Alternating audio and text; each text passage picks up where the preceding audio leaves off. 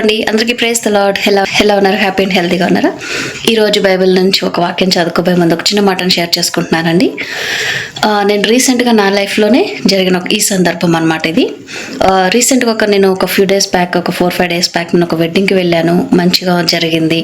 తర్వాత డిన్నర్ టైంలో ఫుడ్ నాకు ఇష్టమైన డిషెస్ ఉండడము, అలా హ్యాపీగా ఇష్టంతో ఎంజాయ్ చేస్తూ ఫుడ్ తీసుకున్నానండి. తిన్నాను, మంచిగా ఎంజాయ్ చేశాను. అంతా అయిపోయిన తర్వాత ఇంటికి వచ్చేసిన తర్వాత తినేటంతసేపు హ్యాపీగా ఉన్న నేను ఒక 1 అవర్ బాధపడవలసి వచ్చింది. ఏంటంటే నా లిమిట్కి, నా పరిధికి మించి నేను తినడం వలన 1 అవర్ నేను బాధపడ్డా. సో ఆ టైంలో నేను చూస్తూ ఉన్నప్పుడు కూడా నేను ఎవ్రీడే మెసేజెస్ చాలా చూస్తూ ఉంటాం కదా. మనము క్యాలెండర్లో వాక్యం కనబడుతుంది, చదువుతాము, స్టేటస్లో చాలామంది మనకి స్టేటస్లో పంపిస్తూ ఉంటారు, చూస్తూ ఉంటాము. సో అలాగా ఆ రోజు నేను ఒక వాక్యాన్ని మాత్రము నాకు హిట్ అయ్యింది. ఏంటి అంటే, నీవు తిండిపోతూ అయిన ఎడల నీ గొంతుకు కత్తి అడ్డు పెట్టుకొనుము. ఈ వాక్యము ఆ టైంలో నాకు చాలా కరెక్ట్గా నాకు రీచ్ అయింది. సో ఆ విషయంగా నేను చెప్పాలని అంటే, ఒకవేళ ఇప్పుడు మన ఇంటికి ఎవరైనా గెస్ట్లు వచ్చినా, ఇంటి పక్కన వాళ్ళు వచ్చినా, ఎవరికైనా మనం ఫుడ్ని ఇవ్వడంలో మనము ముందుంటాం. వాళ్ళకి సర్వ్ చేయడంలో, వాళ్ళకి మర్యాద ఇవ్వడంలో కదండి. ఫుడ్తోనే మనము ఎదుటి వాళ్ళని, మన మర్యాదని చూపించుకుంటూ ఉంటాం. సో ఆ సందర్భాలలో ఎదుటి వ్యక్తి చాలు అని అన్నా కూడా లేదు అని బలవంతంగా కూడా మనమే తినిపిస్తూ ఉంటాం, కుక్కేస్తూ ఉంటాం కదా. సో అది మన ప్రేమ, మన మర్యాదగా మనం వాటిని భావిస్తూ ఉంటాం. అలాగా వారు తింటున్నప్పుడు, అతిగా తింటున్నప్పుడు వాళ్ళతోటి మనం ఎప్పుడైనా కూడా అని ఉంటామా, తిండిపోతులా తింటున్నారేంటి మీరు, లేకపోతే కరువులలాగా తింటున్నారు వీళ్ళు అని ఎప్పుడైనా అనుకుంటూ ఉంటామా? అనుకోం కదా. ఎందుకంటే ఆ మాటని మనం అనడానికి చాలా మనము అంటే మనమే ఫీల్ అవుతాం. ఎదుటి వాళ్ళని ఎవరైనా ఒకవేళ మంచిగా తింటున్నా కూడా తిండిపోతూ కరువులు అనడానికి మనము ఇష్టపడం. సో అలాంటిది మానవులుగా మనం ఇష్టపడినప్పుడు దేవుడు ఏంటి, యేసయ్య తిండిపోతూ అయితే అని అనేసేసి అట్లా మాట్లాడేశారేంటి, అలా అనేసారేంటి అని అనుకుంటుంటే తెలుస్తుంటే మాట్లాడుతూ ఉంటారు కదా, మనతోటి పరిశుద్ధాత్మ దేవుడు మనకి చెప్తూ ఉంటారు కదండి. సో అలాగే నాకు కొన్ని ఆలోచనలు వచ్చినాయి. ఎందుకు తిండిపోతుగా ఉండొద్దు అని దేవుడు హెచ్చరిస్తున్నారు అని అంటే, తిండిపోతు తనము ద్వారా మనము జ్యేష్ఠత్వాన్ని విడిచిపెట్టడం చూసుకున్నాము. తినాలి అని నేను ఒక టెంప్టేషన్ వలన ఆ యాపిల్ ఫ్రూట్, ఒక ఫ్రూట్ తినొద్దు అని అనే ఫ్రూట్ని తినడం మనం చూసాం బైబిల్ నుంచి కదండి. సో వీటన్నిటికీ కారణం ఏంటి అని అంటే, సెల్ఫ్ కంట్రోల్ లేకపోవడం కదండి. సో నేను ఆ రోజు వెడ్డింగ్కి వెళ్ళినప్పుడు కూడా నా ముందు ఒక 20-25 ఐటమ్స్ ఉన్నప్పుడు నాకు ఆ సెల్ఫ్ కంట్రోలింగ్ పవర్ ఉంటే చాలా లిమిట్గా తింటూ ఉంటాను కదండి. అలా తినేవాళ్ళు మన మధ్యలో లేరనా? కాదు కదా, మన మధ్యలో చాలామంది ఉంటారు, మన ఫ్యామిలీలోనే ఉంటారు, చాలా లిమిట్గా తింటారు ఎన్ని ఐటమ్స్ ఉన్నా కూడా కదా. కానీ ఆ సెల్ఫ్ కంట్రోల్ లేకపోవడాన్ని ఎడిక్షన్ అని కూడా అంటూ ఉంటారు కదా.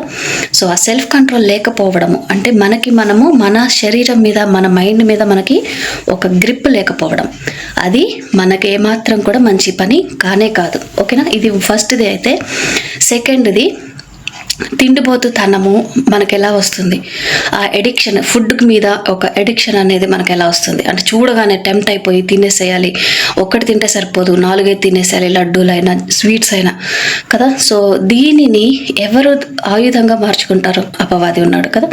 సో ఆ అపవాది ఎలా చేస్తాడంటే, ఒక చేపని మనము చెరువులో పట్టాలి అని అన్నప్పుడు ఒక ఎరని కూడా మనం ప్రిపేర్ చేస్తాం కదా. సో మనం ఏ చేప పట్టాలి, ఏ చేప మన వలలో పడాలి అని క్లారిటీ, దాన్ని బట్టి మనం సెట్ చేసుకునే ఎర కూడా డిపెండ్ అయి ఉంటుంది కదండి. సో ఇది మనం బయట చెరువుల దగ్గరికి వెళ్ళినప్పుడు, లేకపోతే సముద్రాల దగ్గరికి వెళ్ళినప్పుడు, చేపలు పట్టే వాళ్ళ దగ్గరికి వెళ్ళినప్పుడు మనకు తెలుస్తూ ఉంటుంది చిన్న చిన్న విషయాలు. సో ఒక పెద్ద చేప పడాలి అని అన్నప్పుడు చిన్నది వానపం పిల్లని పెడితే ఆ పెద్ద చేప పడదండి. ఆ పెద్ద చేప అట్రాక్ట్ అయ్యే విధంగా ఎర కూడా ఉండాలి. ఆ ఎరని చూసి ఆ పెద్ద ఫిష్ వచ్చి పడాలి వలలో. అది చేపలు పట్టే వ్యక్తి యొక్క ఆలోచన ఆ టైంలో అలాగనే ఉంటుంది కదా. అతని టార్గెట్ ఎర సెట్ చేసుకుంటాడు పెద్ద చేప కోసం. సో అలాగా ఇక్కడ సైతాను, అపవాది మనకి ఎరగా ఏం పెడుతుందంటే ఫుడ్ని. కొంతమందికి వ్యసనాలు అని అంటుంటాం, తాగుడు ఉండొచ్చు, స్మోకింగ్ ఉండొచ్చు, మూవీస్ ఉండొచ్చు, తిరగడం ఉండొచ్చు, ప్రతిదీ కూడా ఒక ఎడిక్షన్ లాగా మనము నెగిటివ్గా ఉంటాం. కానీ అదే ఎడిక్షన్ ఫుడ్లో కూడా తిండిపోతూ తన్మ ద్వారా వలన అది కూడా ఒక బ్యాడ్ ఎడిక్షన్ లాగా మనకి కంట్రోల్ చేస్తూ ఉంటుంది. ఓకేనా. సో ఈ అడిక్షన్ అంటే ఫుడ్ మీద కంట్రోల్ లేకపోవడాన్ని ఈ అపవాది ఏదైతే ఉన్నాడో వాడు రెడీగా ఉంటాడు. వాడు రెడీగా ఉండి మన యొక్క తిండికి ఇష్టమైన మన నేచర్ని అంటే మన మైండ్ని ఎరగా పెట్టుకొని మన ముందు కొన్ని పడేస్తాడు. మన ముందు ఒక 5 స్టార్ హోటల్కి తీసుకువెళ్ళి ఫుడ్ మంచి మంచి ఫుడ్ని పెట్టేసేసి మన పక్కన ఇంకొక డీల్ ఏదో పెడతాడు. ఇంత ఎలాగనే కదా జరిగింది జ్యేష్ఠత్వాన్ని విడిచిపెట్టుకోవడం. అలాంటివి వచ్చినప్పుడు మనము వాటి వైపు మనకి దేవుడిచ్చిన తలాంతులు, మనకి దేవుడిచ్చిన ఆశీర్వాదాలు, మనము మన ద్వారా ఫుడ్ని చూసుకుంటూ మనకి మన మీద సెల్ఫ్ కంట్రోల్ లేకుండా మన ద్వారా అపవాదికి లొంగిపోవడము యేసయ్యకి ఇష్టం లేదు. యేసయ్యకి కూడా దేవుడికి ముందే తెలుసు కదా అపవాది నేచర్. సో అందుకని దేవుడు ఎక్కడ కఠినంగా చెప్పాలో ఎక్కడ మృదువుగా చెప్పాలో యేసయ్యకి బాగా తెలుసండి. ఓకేనా. సో ఒకవేళ మన మధ్యలో అంటే ఎవరైనా కూడా ఫుడ్కి ఎడిక్షన్ మాత్రం అవ్వద్దు. ఓకేనా. ఎందుకంటే ఆ ఎడిక్షన్ అనే దాని వలన పోగొట్టుకునేవి మనకి స్టార్టింగ్లో తెలీదు. ఖచ్చితంగా రాబోయే రోజుల్లో అపవాది వాటిని ఉపయోగించుకుంటాడు. సో కాబట్టి ఈరోజే మనం నిర్ణయించుకుందాము, అపవాదికి మనము కంట్రోల్ చేసుకోలేని విధంగా మనం ఉండకూడదు. మనకి మన మీద కంట్రోలింగ్ ఉండాలి, పవర్ ఉండాలి. మనము మన చూపుని కంట్రోల్ చేసుకోగలగాలి, మన మాటని కంట్రోల్ చేసుకోగలగాలి, మనం వినే వాటిని కూడా మనం కంట్రోల్ చేసుకోవాలి. నాకు వినపడిపోతున్నాయి అని రియాక్ట్ అవుతాను కదా అని అంటే దానికి కూడా మనము ఆన్సర్ చెప్పుకోవాల్సిన టైం వస్తుందండి. ఓకేనా. సో మన ద్వారా అనేక తప్పులు ఇప్పటికే చేస్తూ ఉంటున్నాము. మనకి తెలిసి దేవుడు మనల్ని చెప్పినప్పుడు వాటిని మనం సరి చేసుకుందాము. మనం చేయగలిగినది అదొక్కటే కదండి. మనం వెనక్కి వెళ్ళి మనము జరిగిన దానిని జరగకుండా అయితే చేయలేము, కానీ మనము మన తరువాత రోజులో జరిగిన దానిని మళ్ళీ రిపీట్ అవ్వకుండా మాత్రం మనం చేయగలం కదండి. సో కాబట్టి మన నోటి ద్వారా ఇప్పటి వరకు మనం కంట్రోల్ లేకుండా ఎదుటి వ్యక్తిని బాధపరిచిన విషయాలు సందర్భాలు ఉంటే వాళ్ళని క్షమించమని అడుగుతాము. ఖచ్చితంగా వాళ్ళు మనల్ని క్షమించకపోయినా యేసయ్య దృష్టిలో మనము నిందారహితులుగానే ఉండాలి. ఓకేనా. సో అలాగనే మన ఇంట్లో కూడా అసమాధానపరిచే సందర్భాలన్నిటి నుంచి మనము సమాధానాన్ని మనము షేర్ చేసుకోగలగాలండి. ఓకేనా. సో అందరం కూడా ఒకటే తెలుసుకుందాము, సెల్ఫ్ కంట్రోల్ మన మీద చాలా ఉండాలి. అండ్ అలాగనే ఎడిక్షన్ అనేది ఓన్లీ కొన్ని మనకు తెలిసిన వాటి మీదే కాదు, ఎడిక్షన్ అనేది ఫుడ్ మీద కూడా ఉంటుంది. ఓకేనా. సో దేనికి మనము ఎడిక్ట్ అవ్వడం అనేది మాత్రము జరగడానికి వీల్లేదు. సరేనా. వాక్యం చదువుకుందాం. ఈరోజు మనము మార్కు సువార్త 14వ అధ్యాయము 21వ వచనం నుంచి చదువుకోబోతున్నాము. నిజముగా మనుష్య కుమారుడు ఆయనను గూర్చి వ్రాయబడినట్టు పోచున్నాడు. అయితే ఎవని చేత మనుష్య కుమారుడు అప్పగింపబడుచున్నాడో ఆ మనుష్యునికి శ్రమ. ఆ మనుష్యుడు పుట్టియుండని ఎడల వానికి మేలనెను. వారు భోజనము చేయుచుండగా ఆయన ఈ యొక్క రొట్టెను పట్టుకొని ఆశీర్వదించి విరిచి వారికిచ్చి, మీరు తీసుకొనుడి, ఇది నా శరీరమనెను. పిమ్మట ఆయన గిన్నె పట్టుకొని కృతజ్ఞతాస్తుతులు చెల్లించి దాని వారికిచ్చెను. వారందరూ దానిలోనిది త్రాగిరి.